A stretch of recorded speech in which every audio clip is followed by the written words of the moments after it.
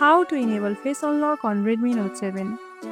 In this quick tutorial, I will show you how to enable face unlock on your Redmi Note 7. It's quick, secure and kinda cool. First, unlock your device. Now, from the app drawer, find settings. Once you locate it, tap it to open the settings menu.